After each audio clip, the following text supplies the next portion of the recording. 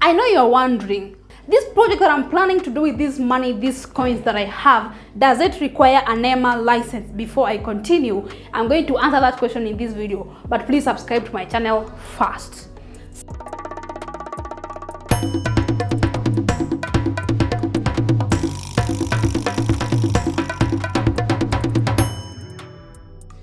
You could be wondering, does my project require a Nema license?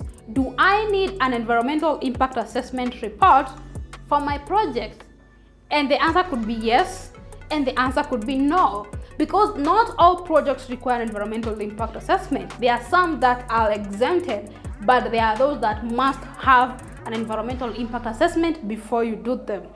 And some of these projects, they are categorized. Nema has categorized different projects according to the risk that they pose to the environment. There is the high risk projects, there is the medium risk projects, and there is the low risk projects. Okay, so then you need to check at this video that talks about the low risk projects that I did in the past. You also need to check at this video that I have done on projects that are categorized as medium risk projects. And finally, you need to check out this video that I have done that talks about high risk projects. And if you watch these videos, you get a general view of where your project falls. For example, if you're doing a church could be categorized as low risk. If you're doing a petrol station, that could be a high risk. If you're doing a building that does not exceed 30 units, that could be medium risk. So yes, if your project has been categorized as low risk, medium risk, or high risk, you need an EIA license.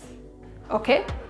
Very small projects, like for example, if you want to do your own home, your own house, and you want a 2-bedroom, 3-bedroom house with a kitchen and the other accessories that you need in your house, huko kwa kijiji ama whatever you are doing, you don't really need an EIA. But in some cases, you need an EIA. For example, you want to do your home in a sensitive area. For example, you want to do your home in a forest, or you want to do your home just next to the river. Then such areas, there are also areas that are usually zoned, and the people around, maybe in a community or a zone or an estate, and they agree before you do a project, you need an EIA report. There are some exemptions, but there are those projects that are a must for you to have an EIA license. That is the projects that have been categorized according to Nema. And these projects must do a Nema license before they are constructed. An EIA is done before. And what happens is that projects that we are done before Nema, you know, Nema after Nema came into law, into action, that is when these started, right? And Nema came into action or into force in 2002. It is still a very young government agency.